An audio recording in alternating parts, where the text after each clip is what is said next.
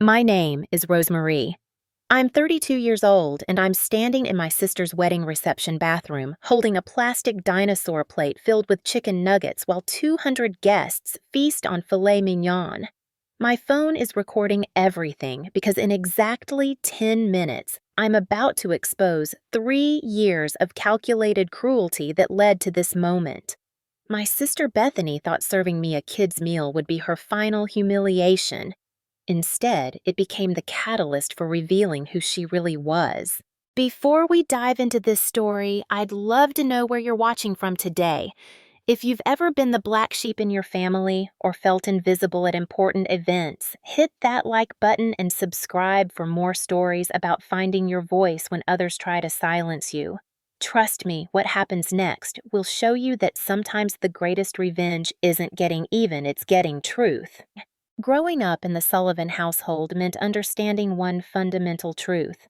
There were two daughters, but only one mattered. Bethany, my younger sister by 4 years, had mastered the art of being everything our parents, Dorothy and Richard, wanted. Investment banker at 28, engaged to Derek Harrison, heir to a hotel chain with a smile that could light up charity galas and a laugh that charmed every country club member within a 50-mile radius. Me.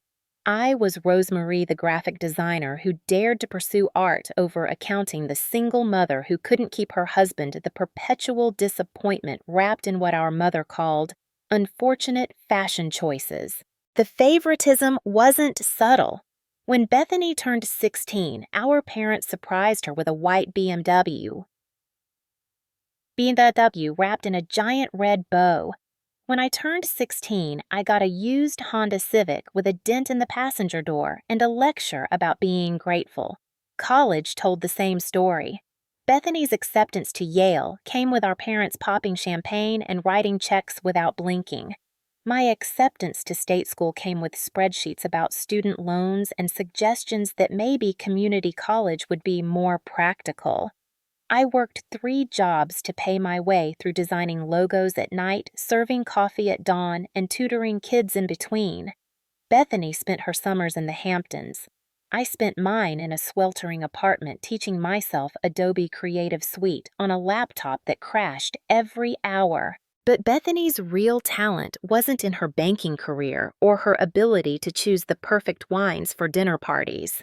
It was in her surgical precision when it came to emotional manipulation. She'd perfected the concerned sister act, tilting her head just right when she delivered her cuts. "Are you sure graphic design is stable enough for Lucas?" she'd ask at family dinners, her manicured fingers playing with her Cartier bracelet. "I just worry about your future, especially as a single mom." When I'd show up to family events in my best dress, she'd sweep her eyes over me and sigh. "Maybe if you put more effort into your appearance, you'd find someone. I know this great boutique, but it might be out of your price range." The divorce 3 years ago gave her the ammunition she'd been waiting for. James, my ex-husband, had been cheating with Claire, who happened to be one of Bethany's sorority sisters. While I was home with our 5-year-old son Lucas recovering from a difficult pregnancy that had left me bedridden for months, James was meeting Claire at hotels Bethany recommended. When I found out, Bethany played the shocked sister perfectly. She held me while I cried, promised she had no idea, swore she'd cut Claire off completely. What I discovered later was that she'd been facilitating their meetings covering for Claire, even suggesting to James that maybe he deserved better than someone who'd let herself go. Our parents' reaction to the divorce summed up my place in the family hierarchy. While I was trying to figure out how to pay for lawyers and keep a roof over Lucas's head, they sat me down for a talk about personal responsibility. My father, still CEO of his investment firm, looked at me over his reading glasses and said, "Marriage takes work, Rosemarie. Maybe if you'd focused less on your little design projects and more on being a wife." My mother nodded, adding, "Bethany would never find herself in this position. She understands priorities." The fact that James had cheated seemed irrelevant. The fact that I'd been raising our son while building a freelance career from scratch didn't matter. I had failed where Bethany would have succeeded, and that was all that counted. Bethany's engagement to Derek a year later felt like salt in an open wound. The engagement party was a testament to everything our parents valued. Held at the country club where I'd never been allowed membership. The fees are quite steep, darling, and we're already covering Bethany's. It was a parade of old money and new gossip. I wasn't consulted about the guest list, the menu, or the decorations, despite Bethany's public declarations that her beloved sister was helping plan everything. I found out about my table assignment when I arrived, tucked in the back corner with our father's secretary and the club's event coordinator. Bethany held court at the center table, surrounded by her Yale friends and Derek's Harvard Business School cohort, occasionally glancing my way with what others might mistake for concern, but I recognized as satisfaction. It was at that party that I first understood the depth of her betrayal. I'd stepped out for air, Lucas's babysitter having called about a mild fever when I heard voices from the terrace.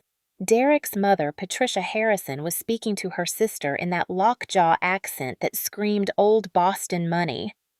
"Derek assures me the sister won't be a problem," she was saying. "Bethany's explained the whole situation. Apparently there's some instability there. Depression, anxiety, the whole mess. Lost her husband because of it, poor thing. Bethany's been practically raising the child herself, stepping in where the mother can't cope." My stomach turned to ice. Through the French doors, I could see Bethany across the room, laughing at something Derek whispered in her ear, playing the role of devoted fiancé while she'd been poisoning his family against me before I'd even met them. When I confronted her later, she'd perfected the art of gaslighting. "Oh, Rosemarie," she sighed, touching my arm gently. "You misunderstood. I was simply explaining why you might seem withdrawn at events. I was protecting you. The Harrisons can be judgmental, and I didn't want them to think badly of you. I know how hard the divorce has been, how you struggle sometimes. I'm just trying to help." By the end of her performance, tears glistening in her green eyes, I almost believed I was the crazy one. Almost. 6 months before the wedding, Bethany called me with what she presented as the opportunity of a lifetime. "Rosemarie," she gushed over the phone, her voice dripping with fake sweetness. "I can't imagine anyone else standing beside me as my maid of honor. You're my sister, my only sister. Despite everything you've been through, I want you there." Despite everything I'd been through, as if my divorce was a character flaw rather than a life event. But Lucas had been listening, his 8-year-old face lighting up at the idea of Mommy being important at Aunt Bethany's wedding, so I swallowed my pride and accepted. The demotion came exactly 2 weeks later, delivered with Bethany's signature blend of false regret and subtle cruelty. She showed up at my apartment unannounced, wearing a coat that cost more than my monthly rent, carrying a bottle of wine she knew I couldn't afford. "I have something difficult to discuss," she began, settling onto my second-hand sofa, like she was afraid it might stain her designer jeans. "Madison just got engaged, and you know how close we've been since Yale. She's devastated about potentially missing the experience of being a maid of honor. And Derek's mother strongly suggested that having someone from our social circle in that role would be more appropriate for the photos in Town and Country." She paused, studying her manicure. "You understand, don't you? You'll still be a bridesmaid. Third from the left should photograph beautifully." The dress fittings began a month later at a boutique in the city that required appointments and served champagne in crystal flutes. I arrived to find the other bridesmaids already there, sipping and laughing. Madison, now crowned maid of honor, looked me up and down before air-kissing my cheek. "Rosemarie, darling, Bethany mentioned you might need help with the dress payment. There's a payment plan, I believe. How modern." The others tittered. I forced a smile and focused on the reason I was there. When the consultant brought out our dresses, 8 matching silk confections in a shade of dusty rose that Bethany declared absolutely perfect for a spring wedding, I noticed mine looked different. The others slipped into theirs easily, the fabric skimming their bodies perfectly. Mine wouldn't zip. The consultant frowned, checked the tag, and announced loudly enough for everyone to hear. "This is a size 6. Let me check the order form." She returned with a tablet scrolling through before her face settled into professional sympathy. "It shows here a size 6 was ordered. Should we measure you for the correct size, alterations can work miracles, though there will be a rush fee this close to the wedding." Bethany appeared from her fitting room, looking like she'd stepped out of a bridal magazine. "Oh, Rosemarie," she said, her voice carrying across the boutique. "I ordered based on your pre-Lucas size. I thought it might motivate you to get back to your fighting weight. You're always saying you want to lose the baby weight." Lucas was 8. The baby weight had long since become the body of a woman who prioritized feeding her child over gym memberships. The other bridesmaids exchanged glances, some sympathetic, others amused. Harper, a blonde who worked at Derek's father's firm stage, whispered to Chloe, "Guess some people peak in high school." The bachelorette weekend in Miami was supposed to be Bethany's gift to her bridesmaids, a chance for us to bond before the big day. What she didn't mention was that one person would be paying for everyone else's bonding. The boutique hotel on South Beach, the yacht rental, the VIP club tables, the spa day at the Ritz-Carlton. Somehow every credit card machine found its way to me. "You don't mind getting this one, do you?" Bethany would say, already signing the receipt. "We'll settle up later. You know I'm good for it." By the end of the weekend, I'd spent $3,000 I didn't have maxing out the credit card I kept for emergencies. When I tried to discuss repayment the following week, Bethany's response was a masterclass in manipulation. "I'm hurt you'd bring this up," she said during Sunday dinner at our parents' house. "After everything I've done for you, including you in my wedding, despite the talk it's causing and your nitpicking about money." Our mother, slicing into her perfectly prepared roast, added without looking up, "Really, Rosemarie? Your sister's wedding only happens once. Consider it your gift to her. Heaven knows she's given you enough over the years." The fact that I'd already bought a crystal vase from their registry that cost a week's worth of groceries seemed to have slipped everyone's mind. But the cruelest blow came when Lucas bounded into my room one evening, his face shining with excitement. "Mom, I've been practicing." He proceeded to walk across the room with exaggerated care, pretending to hold a pillow. "That's for the rings at Aunt Bethany's wedding. She said I'm going to be the best ring bearer ever." My heart sank. Bethany had promised him the role during Thanksgiving dinner in front of the whole family. Lucas had talked about nothing else for weeks, practicing his walk, asking about his outfit, drawing pictures of himself at the wedding. I called Bethany immediately. "About Lucas being ring bearer," I began. She cut me off with a laugh. "Oh, that. Yes, we've decided to go with an adults-only ceremony and reception. You understand. These things can be so overwhelming for children." I gripped the phone tighter. "But Derek's nephew is in the wedding. You posted about it on Instagram." The silence stretched before she responded, her tone shifting to ice. "Derek's nephew is family, real family. Lucas is a child of divorce. It might be triggering for him to participate in a wedding ceremony. I'm thinking of his well-being." When I told Lucas, watching his face crumple, something inside me shifted. He tried to be brave, 8 years old, and already learning disappointment from the aunt who claimed to love him. "It's okay, Mom," he said, his voice small. "Maybe I wasn't good enough at practicing."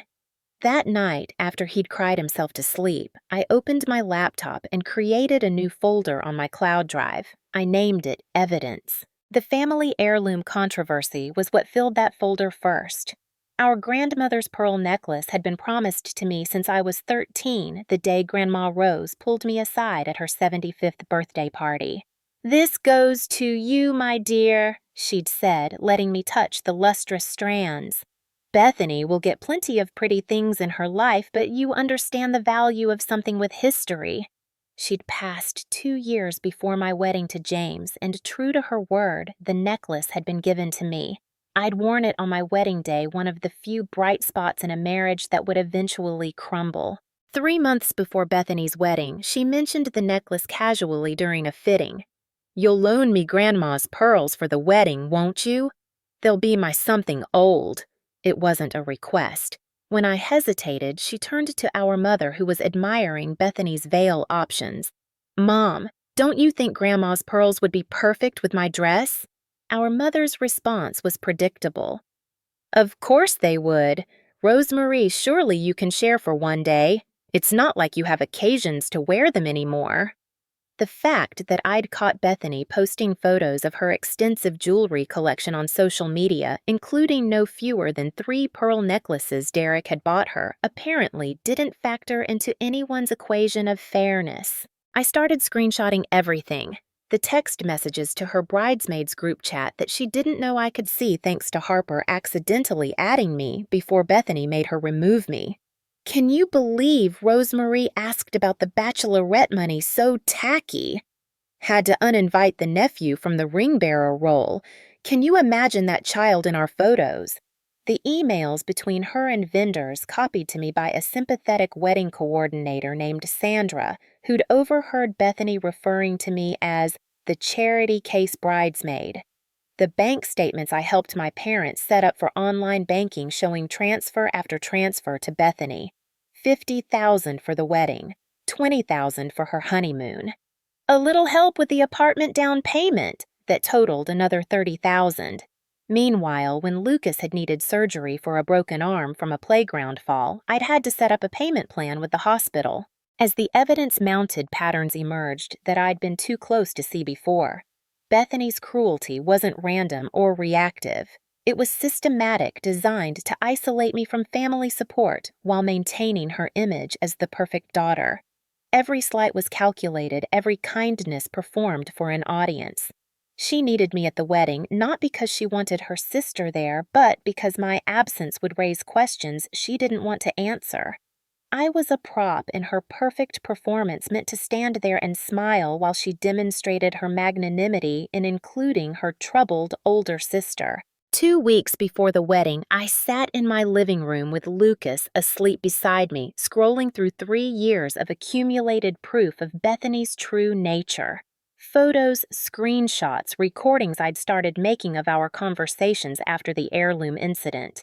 The folder had grown to include something I'd never expected, a series of messages Harper had accidentally sent to our cousin Michael's girlfriend, thinking she was texting Madison. The messages were about Bethany's bachelorette party, but not the parts she'd posted on Instagram. They were about what happened after the official photographer left after the champagne had been flowing for hours. They were about Marcus, Bethany's personal trainer, and the 2 years they'd been meeting at his apartment while Derek traveled for business. I closed my laptop and looked at my sleeping son, his face peaceful and trusting. He deserved better than to grow up thinking this was what family meant. We both did. The morning of Bethany's wedding arrived with the kind of pristine spring weather that wedding photographers dream about, all soft light and cherry blossoms.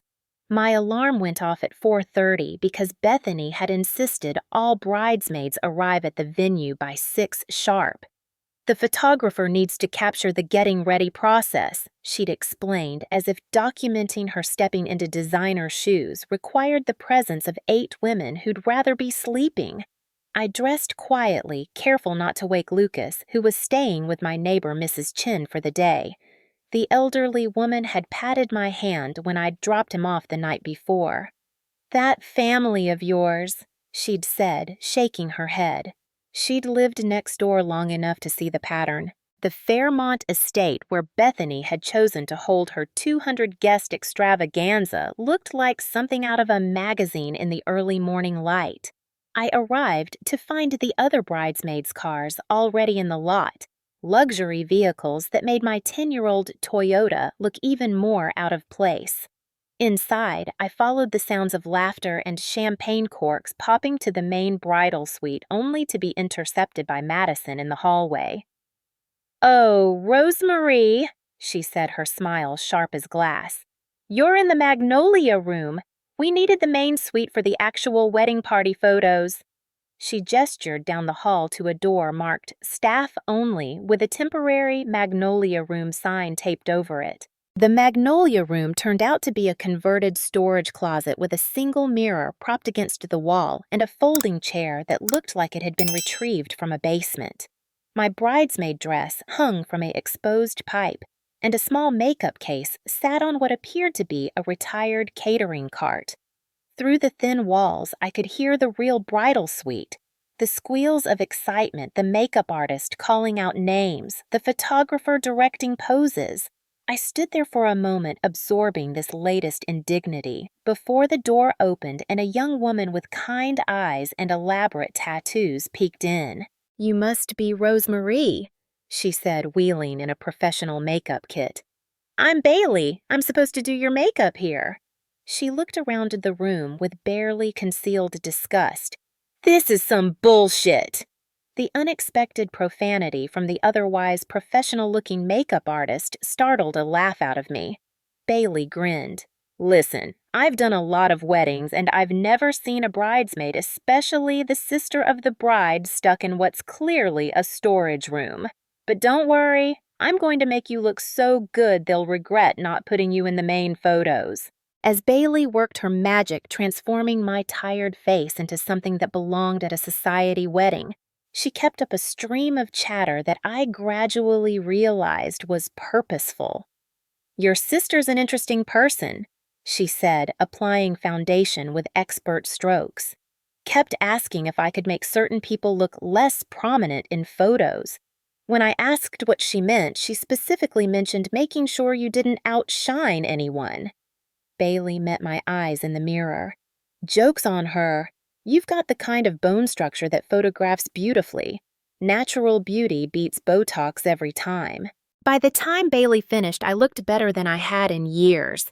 She'd managed to make me look polished and elegant while still like myself, unlike the cookie-cutter looks I glimpsed on the other bridesmaids when I finally made my way to where we were supposed to gather. My small moment of confidence evaporated when Madison handed me my bouquet. Where the other bridesmaids held lush arrangements of roses and peonies in shades of pink and cream, mine was noticeably different. Smaller with flowers that were already beginning to wilt and several brown edges visible even from a distance. "Budget cuts," Harper explained with a smirk, adjusting her own pristine bouquet. "Bethany said they had to make some last-minute adjustments. But don't worry, you'll be standing so far to the side in photos no one will notice." The photographer, a thin man with an anxious energy, avoided my eyes when he positioned us for group shots, placing me at the very edge where creative cropping could easily remove me if needed. The ceremony itself was held in the estate's rose garden with white chairs arranged in perfect rows and an archway of flowers that probably cost more than my car. As the wedding party gathered in the vestibule, I looked for my place card for the processional. Derek's groomsmen were paired with bridesmaids, and I assumed I'd be walking with one of them. Instead, Madison handed me a small card that read, "Solo processional enter, after Flower Girl." I was to walk alone, the only bridesmaid without a partner, a visual reminder of my single status in front of 200 guests. But it was the seating arrangement that delivered the next blow. Family traditionally sat in the first rows closest to the altar. I'd assumed, despite everything, that I'd be seated with our parents and elderly relatives. Instead, an usher directed me to the very back row, my place card positioned at a seat directly next to the kitchen entrance. Throughout the ceremony, as Bethany and Derek exchanged vows about honesty and family bonds, waitstaff pushed past me with clattering carts preparing for the reception. Several guests turned to stare clearly, wondering why the bride's sister was seated in what appeared to be the reject section. "This is absolutely ridiculous," a voice whispered beside me. Great Aunt Ruth, our grandmother's younger sister and the family rebel who'd scandalized everyone by divorcing twice in the 60s, had abandoned her front row seat to sit beside me. At 83, she moved with the authority of someone who'd stopped caring about others' opinions decades ago. "Rose would be rolling in her grave seeing how they're treating you. She never liked how your parents fawned over that little princess." Ruth's presence beside me drew even more stares, but she merely adjusted her vintage Chanel suit and fixed anyone who looked too long with a steely glare. During the ceremony, as Bethany made a tearful speech about the importance of family supporting one another through life's journey, Aunt Ruth made a noise that sounded suspiciously like a snort. "Family support," she muttered. "That girl wouldn't know family support if it bit her on her lifted behind." Despite the humiliation of my placement, I found myself fighting not to laugh. Ruth had always been the one relative who saw through Bethany's act, probably because she'd dealt with her own share of family politics. The reception was held in the estate's grand ballroom, a space dripping with crystal chandeliers and gold accents. I found my place card at table 19 tucked in a corner so far from the head table that I needed binoculars to see the newlyweds. My table mates included the venue's assistant manager, who kept getting up to handle issues a couple who turned out to be last-minute additions when Derek's college roommate canceled, and 3 elderly relatives from Derek's side, who spent the entire cocktail hour asking loudly why they were seated so far from the family. The other bridesmaids I noticed were seated at table 3, close enough to the head table to be included in photos and conversations. Madison caught my eye across the room and raised her champagne glass in a mock toast, her smile all teeth and no warmth. But it was the arrival of dinner that transformed humiliation into something so absurd I initially thought it was a mistake. While elegant servers presented other guests with plates of either seared salmon or filet mignon accompanied by roasted vegetables and wild rice pilaf, a different server approached my seat. With great ceremony, he placed before me a bright yellow plastic plate shaped like a dinosaur. On it sat 5 chicken nuggets, a small pile of French fries, apple slices turning brown at the edges, and a juice box. A small card next to the plate read in Bethany's handwriting for special dietary needs. The table fell silent. The elderly relatives stared at my plate, then at their own elegant meals, clearly trying to process what they were seeing. The venue's assistant manager looked horrified, starting to stand as if to fix what must surely be an error. But across the room, I caught sight of Bethany watching her expression one of barely contained glee. Beside her, Chloe was already taking photos with her phone. "Excuse me," I said to the server, my voice surprisingly steady. "I don't have any dietary restrictions. There must be a mistake." The young man looked uncomfortable, glancing between me and a card in his hand. "I'm sorry, miss, but the bride was very specific. She said you have, particular needs that require a special meal. She insisted we follow her instructions exactly." He lowered his voice. "She said you might say that, but that we shouldn't listen because of your, condition." The assistant manager was now definitely standing, her face flushed. "This is completely inappropriate," she began, but I placed a hand on her arm. "It's fine," I said loud enough for nearby tables to hear. "My sister has always been very concerned about my special needs. She's so thoughtful that way." I picked up a chicken nugget and took a deliberate bite, meeting Bethany's eyes across the room. Her smile faltered slightly at my calm response. Great Aunt Ruth, who'd positioned herself at a table close enough to witness this latest insult, stood up with her cane and made her way over. "Darling," she announced to the room at large, "I'm switching seats with you. My digestion isn't what it used to be, and that children's meal looks perfect for my sensitive stomach." Before anyone could protest, she'd claimed my dinosaur plate and pushed her own filet mignon toward me. "Besides," she added loud enough for the photographer to hear, "someone should document this creative catering choice. Very avant-garde." As the evening progressed, the hits kept coming.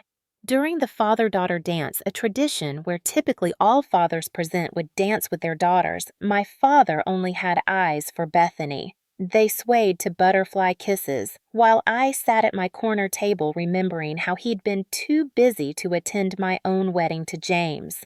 When the DJ invited all married couples to the floor for an anniversary dance, several kind souls at my table gestured for me to join. since I was technically a divorced woman, not never married. But Bethany's voice carried over the microphone. And remember, this is for happily married couples only. We want to celebrate successful relationships tonight. The photographer seemed to develop a blind spot wherever I stood. During the bouquet toss, I was pushed to the back. During group photos of the wedding party, I was positioned so far to the side that my own bouquet was the only part of me visible. When it came time for family photos, my mother beckoned me over, only for Bethany to whisper something that made her pause. Actually, my mother announced, let's do immediate family first. Apparently, I no longer qualified as immediate. By the time the cake cutting arrived, I'd retreated to the bathroom to reapply lipstick and gather my composure. My hands shook as I stared at my reflection, Bailey's beautiful work still holding up despite the tears I'd blinked back throughout the evening. The door opened and I heard Harper's voice. Did you see her face with the kiddie meal? I thought she was going to cry right there. Madison laughed. Bethany's a genius. She's put her in her place without anyone being able to call her out for it. After all, she included her in the wedding rite. I stayed frozen in the stall as Harper replied, Honestly, after tonight, I doubt Rosemarie will show her face at another family event. Mission accomplished. Their heels clicked away, leaving me alone with the echo of their laughter. I pulled out my phone and did something I'd never done before at a family event. I hit record. The bathroom at the Fairmont estate had become my refuge, a marble and gold sanctuary where I could catch my breath between humiliations. I stood at the sink watching the water run when the door burst open and two bridesmaids tumbled in their laughter sharp with champagne and secrets. Harper and Madison didn't notice the occupied stall, too busy checking their makeup and gossiping to scan for feet under doors. I still can't believe Bethany's actually going through with it, Harper said, pulling lipstick from her clutch. Derek's sweet and all, but Marcus. She made a sound that was half laugh, half moan. That man could be a Greek god. Did you see the pictures from Cabo? Madison giggled a high-pitched sound that grated against my nerves. The private Instagram account was genius. Derek's too trusting to ever think she'd have a secret profile. Poor thing probably doesn't even know what a burner account is. My hand found the stall door for support as Harper continued. 2 years. Can you imagine keeping it up for 2 years, meeting Marcus at his apartment every Tuesday and Thursday while telling Derek she's at Pilates? Though I guess technically she is getting a workout. They both dissolved into laughter that made my stomach turn. The best part, Madison added, reapplying mascara, is how she justified it. Derek's money is worth a few years of boredom. Marcus is for fun, Derek's for funding. Direct quote from last week. I held my breath, afraid even the slightest sound would alert them to my presence. Harper was scrolling through her phone now. Look at this one. From last Tuesday when Derek was in Singapore. She held the screen toward Madison, who whistled low. In Derek's apartment. That's bold, even for Bethany. Harper laughed. She said it added to the thrill. Something about marking her territory. God, can you imagine if anyone saw these, the Harrison family would collectively have a stroke. All that old money propriety shattered by gym selfies. The water was still running, and I realized my hands were gripping the sink edge so tightly my knuckles had gone white. Madison was now touching up her hair, oblivious to the bombshell they'd just dropped. She's planning to keep seeing him after the honeymoon, you know. Already has a story ready about needing a personal trainer to maintain her wedding body. Derek actually encouraged it. Said he wants his wife to stay as beautiful as the day he married her. Harper's reflection in the mirror twisted with disgust and admiration. Sometimes I think Bethany's a genius. Other times I think she's a complete sociopath. Maybe both. The bathroom door opened again and both women straightened like guilty children. But it was only another guest, an elderly woman who smiled vaguely and entered a stall. Harper and Madison gathered their things, but not before Madison's phone slipped from her hand, clattering on the marble floor. Shit, she muttered, bending to retrieve it. Screen better not be cracked. This has all the receipts from tonight. As she checked her phone, Harper was already at the door. Come on, they're about to do speeches. Bethany will kill us if we're not there looking supportive while she talks about true love and destiny. I waited until their voices faded down the hallway before emerging from the stall. My reflection in the mirror looked wild eyes, too bright, cheeks flushed with rage rather than champagne. The elderly woman emerged, washing her hands beside me. Men never see what's right in front of them, she said quietly, meeting my eyes in the mirror. But we do. We always do. She patted my hand with her damp one and left without another word. My phone was still recording. I stopped at saving the file automatically to my cloud storage, then played it back to ensure the audio was clear. Every word was there, crystal clear, despite the bathroom acoustics. But I needed more than gossip. I needed proof. As if the universe was finally taking my side, my phone buzzed with an AirDrop notification. Harper's phone would like to share images with you. In her drunk state, she must have accidentally selected my device while trying to send something to Madison. Without hesitation, I accepted the transfer. 34 images flooded into my photo library. Some were standard bachelorette party shots, the kind Bethany had posted publicly. But scrolled past, those were the others. Bethany and a man who was definitely not Derek in various states of undress in locations I recognized. Derek's apartment, the Harrison family's beach house, the gym where Bethany trained. Each photo was dated, some going back 2 years, creating a timeline of betrayal that made my chest tight. The bathroom door opened again, and this time it was Sandra, the wedding coordinator. She looked harried, clipboard clutched to her chest, but her expression softened when she saw me. "Oh, honey." She said nothing else needed. She'd been witness to enough of Bethany's behavior during the planning process to understand. "I was actually looking for you. There's something you should know." Sandra glanced around, confirming we were alone, then pulled out her phone. "I shouldn't be showing you this, but I believe in karma and your sister has some coming." She pulled up an email thread, holding it so I could read.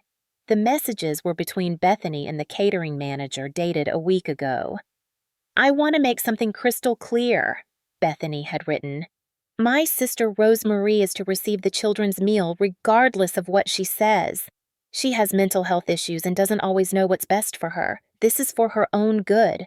If she protests, tell her it's what I ordered and that should be final." The catering manager had pushed back professionally. "Ms. Sullivan, we typically only serve children's meals to guests under 12. Perhaps a modified adult meal would be more appropriate." Bethany's response was swift and vicious. "I'm paying for this wedding, not you. My sister has the mental capacity of a child since her divorce.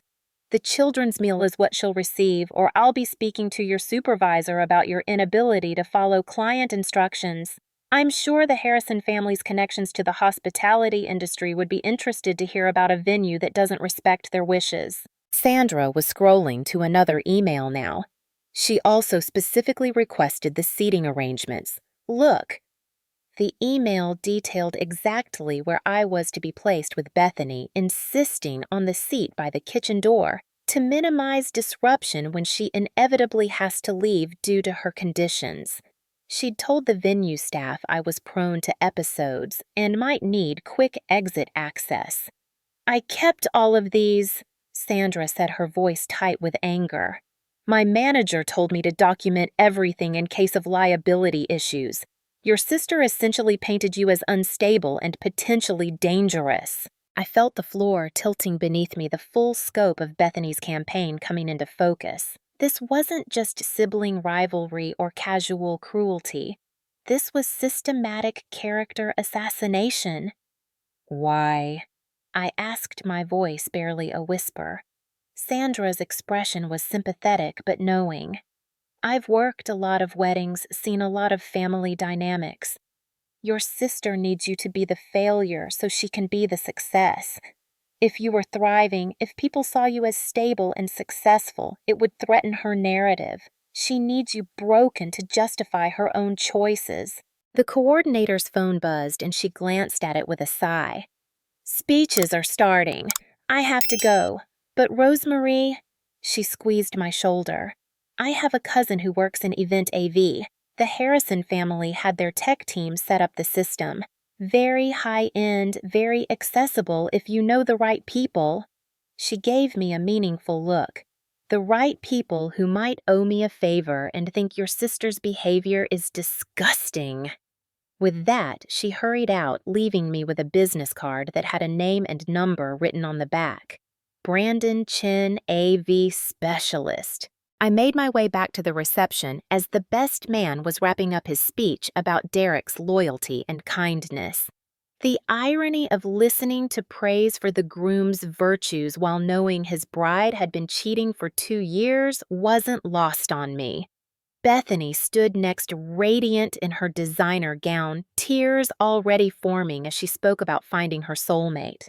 "Derek showed me what true love really is," she said, her voice carrying across the silent room. "Honesty, trust, and putting your partner first. I promise to give him the same devotion he's shown me." The crowd awed. Derek gazed at her with such pure adoration that I felt sick. Around the room, guests dabbed at their eyes, moved by her performance. Only Great Aunt Ruth, still positioned at her commandeered table, looked skeptical.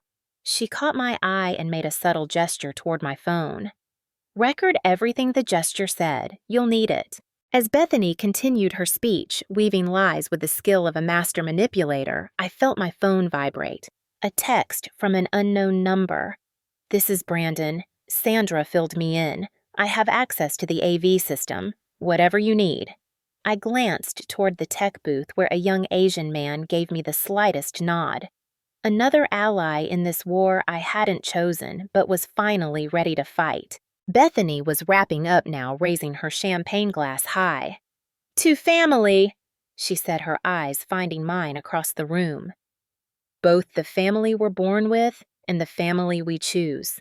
Sometimes the chosen ones are the only ones who truly matter." The dig was clear, cutting through the sentiment like a blade. 200 guests toasted while I sat with my hands in my lap, the children's meal plate still visible at my place, setting like a scarlet letter. But now I had weapons of my own, 34 photos that would destroy the marriage before it began, emails documenting deliberate cruelty, a recording of bridesmaids confirming a 2-year affair. As I watched my sister bask in applause, kissing her oblivious groom for the photographer, I thought about Lucas at home. He deserved better than to grow up in a family where cruelty was currency and lies were love language. And maybe, just maybe, Derek deserved to know who he'd just promised to love and cherish until death. The DJ was calling for more speeches. "Anyone else want to say a few words about the happy couple?" Without thinking, without planning, I found myself standing. Across the room, Bethany's smile froze her hand, tightening on Derek's arm. My mother half rose from her seat, alarm clear on her face. But I was already walking toward the microphone, my phone heavy in my hand, Great Aunt Ruth's approving cackle following me like a benediction. It was time for the truth to have its moment. The walk from table 19 to the microphone felt like crossing a battlefield. 200 pairs of eyes tracked my movement. Some curious, others alarmed. The soft instrumental music playing in the background seemed to slow, as if the universe itself was holding its breath. My dinosaur plate remained at my abandoned seat, a plastic monument to my sister's cruelty, while I moved with a purpose I hadn't felt in years. "Rosemarie." My father's voice cut through the murmur of conversation, sharp with warning. He was already half standing, his face flushed with either champagne or anger. Probably both. Beside him, my mother's expression cycled rapidly through embarrassment, fury, and something that might have been fear. They knew their family narrative was balanced on a knife's edge, and I was about to tip it over. But I kept walking, my heels clicking against the polished floor in rhythm with my racing heart. The DJ, a young man with bleached tips and an uncertain smile, held out the microphone. As my fingers closed around it, I saw Bethany whisper urgently to Derek, her hand moving to his chest, as if to physically hold him in place. Whatever she was saying, his expression shifted from contentment to confusion. "Good evening, everyone!" I began, surprised by how steady my voice sounded amplified through the speakers. For those who don't know me, I'm Rosemarie Bethany's older sister. A pause, letting that sink in for the guests who'd assumed I was distant relative based on my seating. I know it might be hard to tell from where I was seated practically in the parking lot, but I am indeed immediate family. Nervous laughter rippled through the crowd. Great Aunt Ruth's cackle rose above it, distinctive and encouraging. I found her at her commandeered table, raising her water glass in a mock toast. Near the tech booth, Brandon gave me a subtle thumbs up his hand, hovering over his control board. "My baby sister!" I continued, turning to face Bethany directly.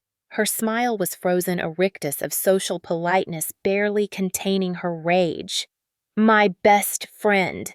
At least that's what she tells people. That's what she told Derek's family when she explained why I might seem withdrawn or unstable at family events. Such a devoted sister, always looking out for my fragile mental health." Derek's brow furrowed. I saw him lean toward Bethany, whispering a question. She shook her head, her smile never wavering, but her eyes were promising murder. Around the room, guests shifted uncomfortably. This wasn't following the script of polite wedding speeches. Good. I've watched Bethany for 28 years perfect the art of performance, I said, my voice gaining strength. She's a master at it. The devoted daughter, the successful professional, the loving fiancé, sorry wife now. She plays each role flawlessly. Even tonight, she's made sure everyone knows exactly where I stand in the family hierarchy. I held up my hand, displaying the wilted bouquet I'd been given. From the dying flowers to the creative seating arrangement, every detail was perfectly orchestrated. "That's enough." My mother's voice cut through the room like a whip. She was standing now, her Chanel suit impeccable, her fury palpable. "You're embarrassing yourself, Rosemarie. Sit down before you ruin your sister's day with another one of your episodes." There it was, the family line. I was having an episode. I was the problem. The story they'd all agreed upon before I'd even opened my mouth. But the crowd was listening now, really listening. I saw one of Derek's aunts lean forward, her expression shifting from disapproval to interest. Several of Bethany's Yale friends exchanged glances, perhaps remembering their own observations about the golden girl's sharp edges. Even some of the Harrison family members looked uncertain, their perfect society wedding taking an unexpected turn. "See, that's the thing about our family," I continued, addressing my mother, but speaking to everyone. "There's always a story ready. Rosemarie's having an episode. Rosemarie's bitter about her divorce. Rosemarie can't handle her sister's success. But what if I told you the real story? What if I showed you what's actually been happening behind the performance?" My father was moving now, his face thunderous. "Sit down," he commanded, using the voice that had once terrified me as a child. "You're clearly not well. Someone help her." But nobody moved. The waitstaff stood frozen, the other guests trapped between social politeness and morbid curiosity. This was better than reality TV, and everyone knew it. "I'm perfectly well, Dad," I said, meeting his eyes. "I'm just tired of being silent, tired of protecting Bethany's image at the cost of my own dignity. Did you know she told the catering staff I have special needs? That's why I was served a children's meal while everyone else enjoyed filet mignon." I gestured toward my table. "A dinosaur plate with chicken nuggets, for my condition, apparently." Gasps rippled through the crowd. Derek's mother, Patricia Harrison, pressed a hand to her pearls. The venue's manager, who'd been hovering near the kitchen doors, looked mortified, but it was Derek's face I watched. His confusion was deepening, his gaze moving between his new bride and her sister with growing alarm. "But here's the thing about my special meal," I said, pulling out my phone. It came with a special gift. You see when you're relegated to the kiddie table, when you're pushed to the corners and treated like a family embarrassment, you become invisible. And invisible people hear things, they see things, they collect things. Bethany stood abruptly, her chair scraping against the floor. "You're sick," she said, her voice carrying without a microphone. "Everyone can see it. Derek, darling, I'm so sorry. I tried to warn you about her instability. This is exactly what I was afraid of." She was good. I had to give her that. Even now, she was spinning the narrative, making herself the victim of her crazy sister's outburst. "Sick." I laughed, and it wasn't a nice sound. "Is that what you call someone who keeps receipts? Because that's all I've done, Bethany. Kept receipts. 3 years' worth. Text messages where you call me pathetic. Emails where you threaten vendors who don't follow your instructions to humiliate me. Screenshots of you mocking me to your bridesmaids." I held up my phone. All here, all saved, all ready to share. The room had gone completely silent except for the faint sound of the air conditioning. Even the kitchen staff had stopped their preparations, drawn by the drama unfolding in the reception hall. Madison and Harper, I noticed, were slowly edging toward the exit, their earlier bravado evaporating as they realized their bathroom conversation might have consequences. "But that's not even the best part," I said, my voice dropping to a conversational tone that somehow carried more threat than shouting. "The best part is what I learned tonight, about true love, about honesty, about the promises you just made to Derek in front of God and all these witnesses." Bethany's perfect composure finally cracked. "Shut up," she hissed, abandoning any pretense of concern for my mental health. "Shut up right now, or I swear." "You'll what?" I interrupted. "Seat me even farther away next time. Serve me baby food instead of nuggets. Tell more people I'm unstable. You've already played every card in your deck, Bethany, and now it's my turn." I turned to address the crowd, making eye contact with as many people as possible. "I have a wedding gift for the happy couple. A video compilation of memories. 3 years in the making. I think you'll all find it very illuminating." I looked directly at Derek, whose face had gone pale. "Especially you, Derek. You deserve to see who you really married." My father lunged forward, then reaching for the microphone. But Great Aunt Ruth Moble, despite her 83 years, somehow materialized between us, her cane creating a barrier. "Let her speak, Richard," Ruth said, her voice carrying the authority of someone who'd outlived giving a damn. "For once in this family's miserable history, let someone tell the truth." The standoff lasted seconds that felt like hours. My father red-faced and breathing hard. Ruth immovable as granite. My mother, for once, speechless. Bethany, her white dress making her look like a ghost as she realized her carefully constructed world was about to implode. And Derek, poor Derek, looking like a man watching a car accident in slow motion, unable to look away or intervene. That's when Nathan arrived. My assistant dressed in his best suit, weaving through the crowd with practiced ease. He'd been waiting in the parking lot for my signal, and apparently my prolonged speech was signal enough. As he reached me, he pulled me into what looked like a congratulatory hug, but was actually a smooth handoff of a USB drive. "The file's ready," he whispered. "Brandon's all set. Just say the word." I palmed the drive, feeling its weight like a grenade pin.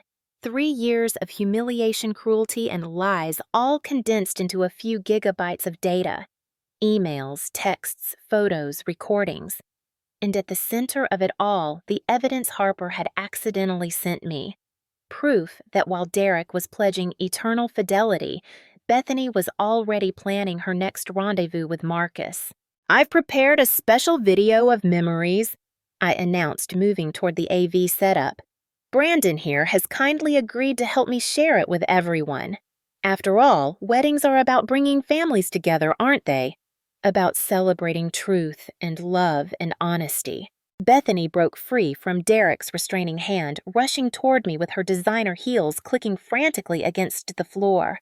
"Stop her!" she screamed, abandoning all pretense. "Someone stop her! She's trying to ruin everything!" But it was too late. Brandon already had the USB drive, his fingers flying over his control board.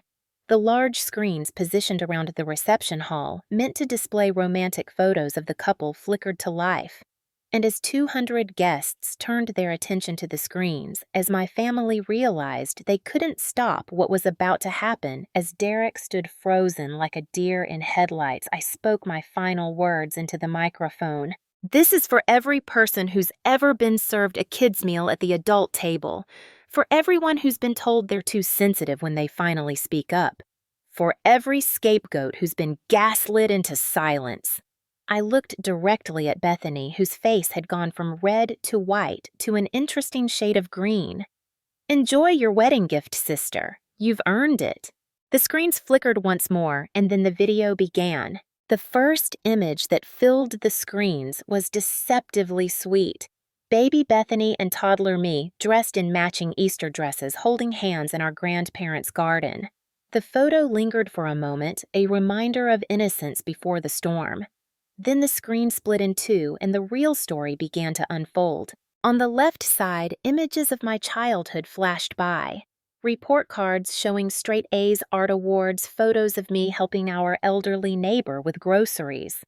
On the right, Bethany's achievements played out in parallel. Dance recitals, beauty pageants, shopping trips with our mother. But it was the bottom of the screen that told the real story, where text messages began to scroll like credits in the world's most devastating movie. "Mom, can you come to my art show?" my 16-year-old self had texted. The response: "Sorry, sweetie, Bethany's pageant is the same day. Maybe next time."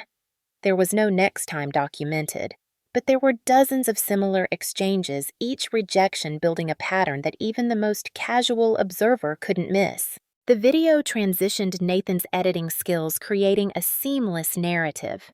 Now we saw college years. My graduation photo showed me alone in my cap and gown, a selfie because no family had attended. The contrast with Bethany's Yale graduation, our entire extended family present and beaming, was stark. The texts continued scrolling. "Working 3 jobs to pay tuition. Could really use help with books this semester." Response: "Money's tight right now, you understand." A gasp rippled through the crowd as bank statements appeared on screen. The same month they'd claimed poverty to me, our parents had transferred $20,000 to Bethany for living expenses. The documentation was irrefutable. Every transfer highlighted every date corresponding with my desperate requests for help. "This is illegal!" My father's voice boomed across the reception hall. "This is private information. Turn it off immediately." But Brandon didn't even glance his way, and the security guards who might have intervened seemed as transfixed as everyone else. Derek's father, Harold Harrison, put a restraining hand on my father's arm. "Let it play," he said quietly. "I think we all need to see this." The video shifted to my wedding to James, a small budget affair where Bethany had been my maid of honor. She looked beautiful in the photos, smiling beside me in her designer dress that cost more than my entire wedding. But now the screen showed text messages from the same period. Bethany to Claire: "She looks like a cow in that dress. Thank God the photographer knows how to use angles." Claire: "Is James really going through with this?" Bethany: "For now, give it time." My marriage dissolution papers appeared next, dated 3 years ago. Beside them, more texts created a timeline of betrayal. Bethany to Claire: "He's at the Marriott downtown, room 412. He's expecting you." Claire: "Are you sure about this?" Bethany: "Trust me, he's ready to leave her. She's let herself go since Lucas. You're doing him a favor." The sound that Derek made was barely human. His chair scraped back as he stood, his face a study in horror. But Bethany was already reaching for him, tears streaming down her face. "It's not what it looks like," she said, her voice high and desperate. "She's taken things out of context. Derek, baby, you know me. You know I would never." But the video wasn't done. Now came the emails, each one appearing long enough to be read, the most damning lines highlighted. Bethany to the wedding venue. My sister has mental health issues and doesn't always know what's best for her. The children's meal is for her own good. The catering manager's concerned response. Bethany's threat about the Harrison family connections. Screenshots of the bridesmaid group chat filled the screens.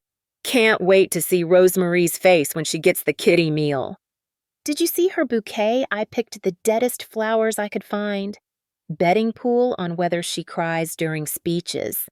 The casual cruelty was breathtaking, each message time-stamped, each participant clearly identified. Madison and Harper had given up on subtle exits and were now openly fleeing, their heels clattering against the floor as they pushed past stunned guests. But they were too late. Their names were already on screen, their words preserved for everyone to see, including their employers, several of whom were in attendance. The video reached its crescendo with a new timestamp, Bachelor Party Weekend 4 weeks ago.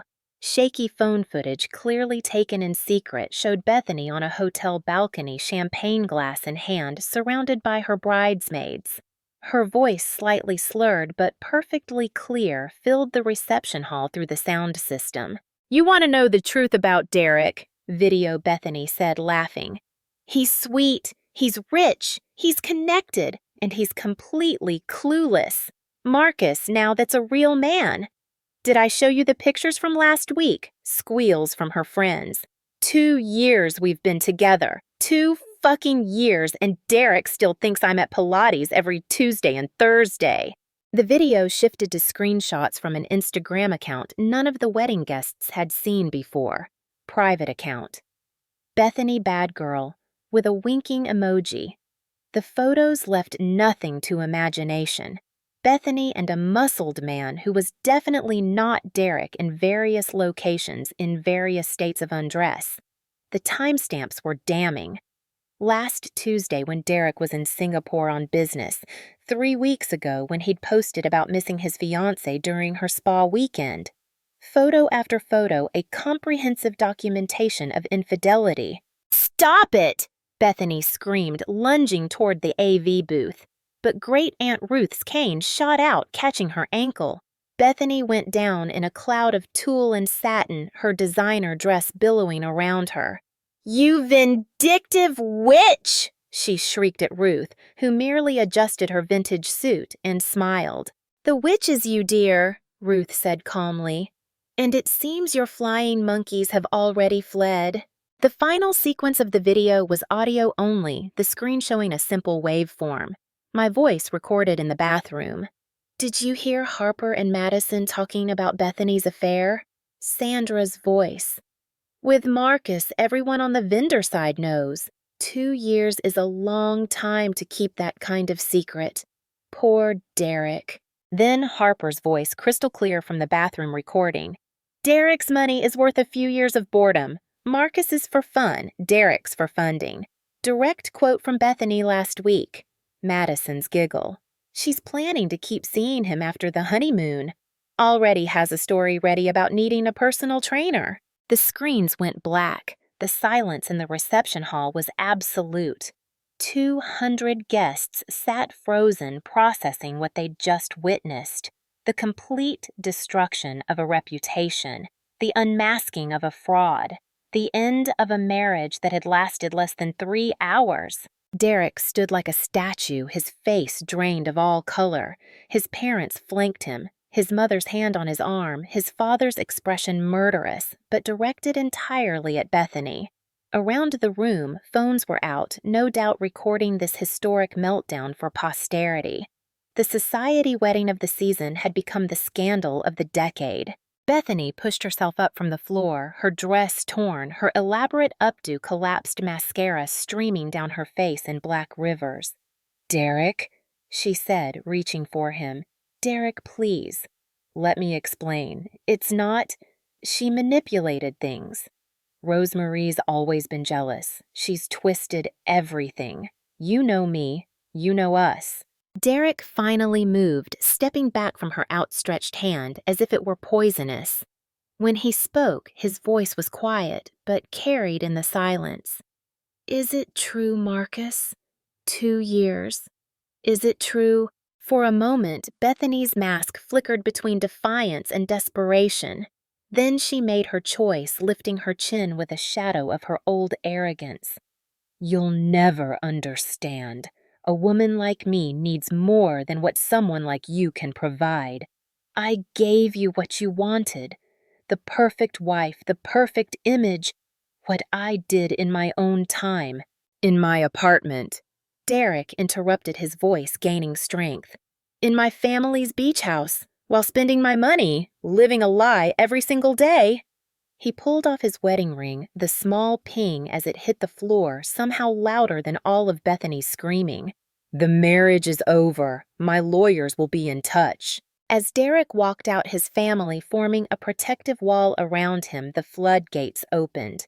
Guests erupted in conversation, some rushing after the Harrisons, others surrounding my parents with questions and accusations.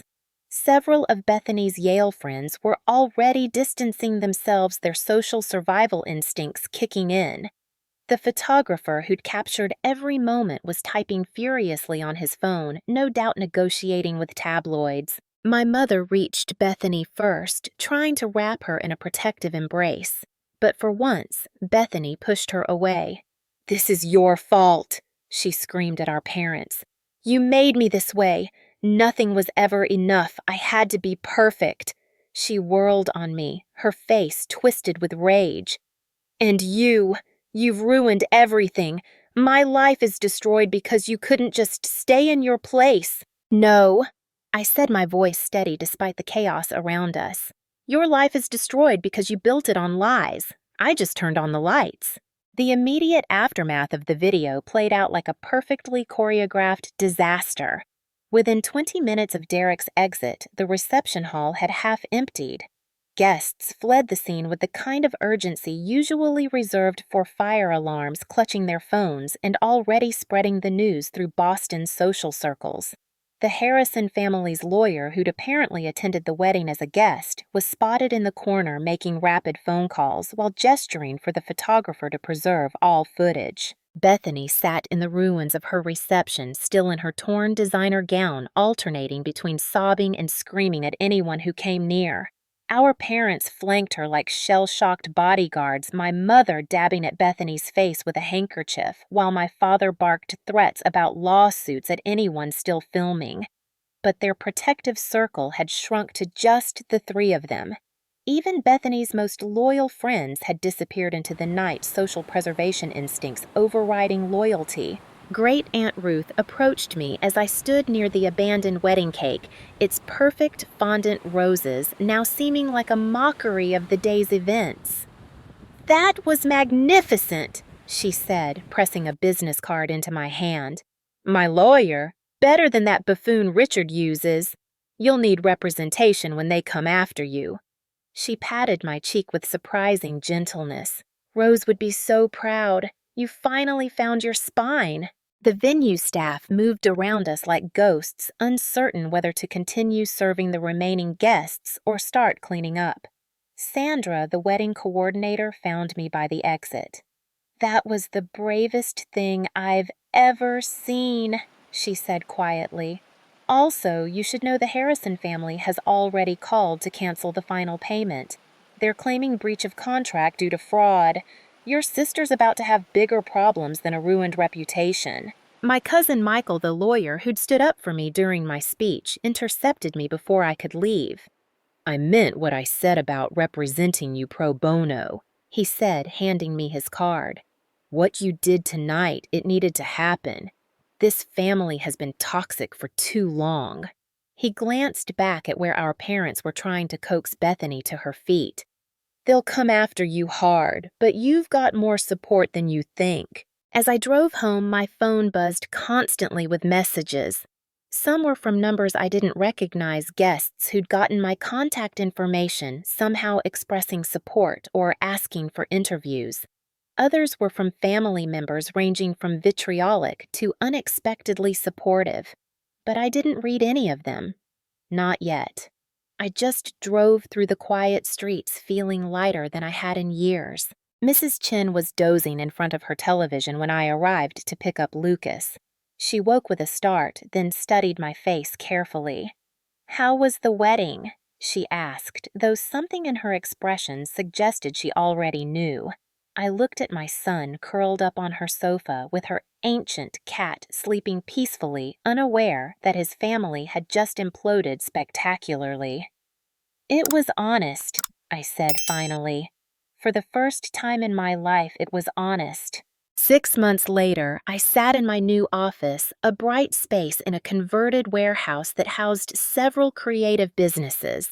My freelance design company had exploded after the wedding, though not for reasons I could have predicted.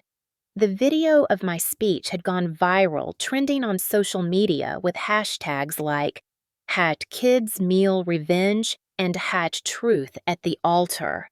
While some criticized me for ruining a wedding, far more people reached out with their own stories of family scapegoating and golden child dynamics. The unexpected attention had transformed my struggling freelance work into a thriving business. Companies wanted to work with someone they saw as authentic, someone who stood up for truth even when it cost everything. My client base quadrupled in 3 months, and I'd had to hire 2 assistants just to keep up with inquiries. Nathan, who'd proved his loyalty by helping with the video, was now my creative director. Lucas adapted to our new life with the resilience of children. Without Bethany's toxic presence and my parents' constant comparisons, he flourished. His anxiety decreased, his grades improved, and he stopped apologizing for everything. We'd found a good therapist who helped us both process the family trauma and build healthier patterns. During one session, he'd said something that broke my heart. "I'm glad Aunt Bethany won't be around to make you sad anymore, Mom." The legal battles my father had threatened never materialized. The Harrison family's lawyers had made it clear that any action against me would result in countersuits that would expose even more of Bethany's fraud. She'd apparently been siphoning money from joint accounts she'd opened with Derek during their engagement, funding her lifestyle with Marcus while playing the devoted fiancé. The prenup she'd signed thinking she was clever enough to work around it became her downfall when Derek's lawyers invoked the infidelity clause. My parents attempted reconciliation exactly once, showing up at my apartment 2 months after the wedding. My mother looked older, her perfect composure cracked. My father seemed diminished, no longer the towering authority figure of my childhood. They didn't apologize, of course. Instead, they talked about moving forward, about keeping the family together, about how I had made my point, but now it was time to heal. I let them speak, then showed them the door. Some bridges once burned provide better light than passage. Bethany's fall from grace was swift and complete. The investment firm where she'd worked fired her within a week, citing reputation damage and questions about her ethical standards. The Boston social scene that had once embraced her now treated her like a pariah. Her Instagram accounts, both public and private, disappeared overnight. Marcus, her great love, who was worth risking everything for, dumped her the moment the scandal broke. According to Harper, who'd reached out with a groveling apology I didn't accept, he'd already moved on to another wealthy client at the gym. The last I heard, Bethany was living with our parents, helping with their real estate business and trying to rebuild her life outside of Boston. She'd sent one message through Michael requesting that I stop any further publication of the wedding video. I agreed with conditions: a written apology to Lucas for excluding him, an admission of her lies to Derek's family, and a promise to never contact us again. The apology that arrived was clearly written by lawyers, but it met the requirements. Lucas read it once, then asked if we could use the paper to make a paper airplane. We did. Great Aunt Ruth became a regular part of our lives, joining us for Sunday dinners and teaching Lucas card games while regaling him with stories of the family rebels who'd come before. "Your great-great-aunt Josephine," she told him one evening, "left her husband in 1932 and opened a speakeasy. The family was scandalized. She died happy and rich. She winked at me over his head. The rebels always do better in the end. Through all of this, Derek Harrison remained a ghost. I'd heard through the business community that he'd thrown himself into work expanding his family's hotel empire internationally. He'd sent one communication through his lawyer 6 weeks after the wedding. A simple card that said, "Thank you for having the courage I lacked. I knew something was wrong, but chose comfort over truth. Your nephew is lucky to have you." Bailey, the makeup artist who'd shown me kindness in that storage room, became an unexpected friend. She'd used her wedding industry connections to share the real story, countering Bethany's attempts at spin. We met for coffee monthly, bonding over toxic families and the healing power of good concealer. "You know what I love most about that whole night," she said once. "You kept the dinosaur plate. That's the energy we all need." I had kept the plate. It sat on a shelf in my office, a bright yellow reminder that sometimes the things meant to diminish us become our greatest strengths. Clients often asked about it, and I'd tell them the story, watching their eyes widen as they realized the woman designing their brand identity was the same one from the viral wedding video. It reminds me, I'd say, that being served less than you deserve isn't about your worth. It's about their fear of what you might become if served fairly. 1 year after the wedding, I received an unexpected invitation. Derek Harrison was getting married again, this time to a pediatric surgeon he'd met through charity work.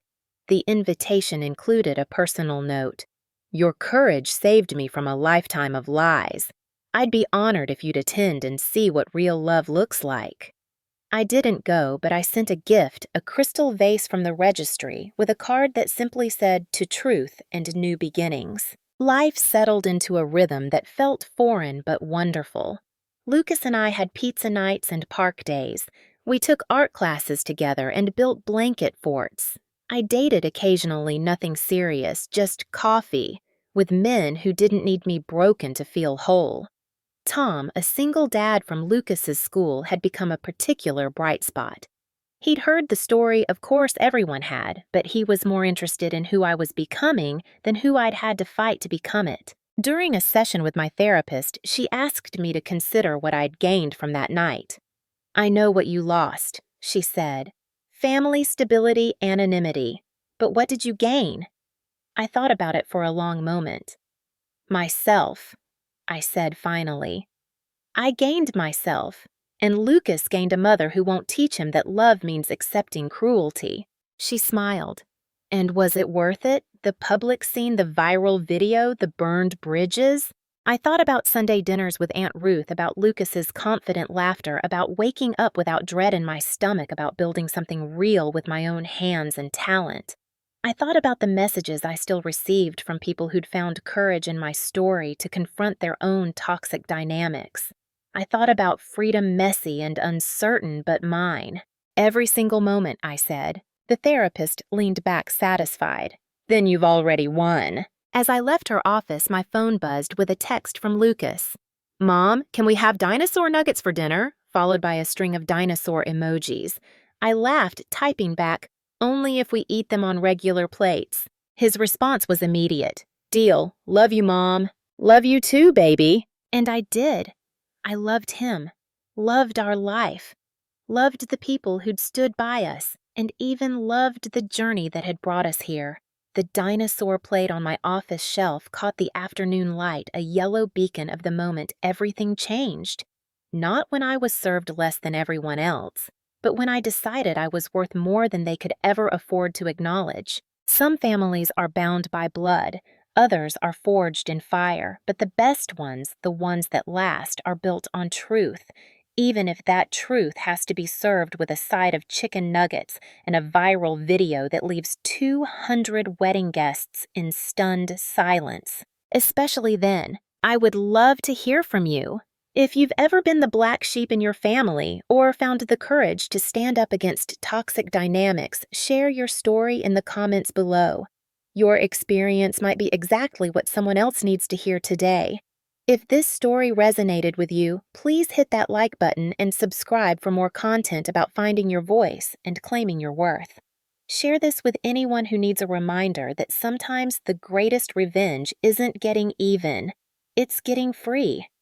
Thank you for joining me on this journey, and remember, you deserve a seat at every table, a full plate at every meal, and a family that celebrates your strength instead of fearing it.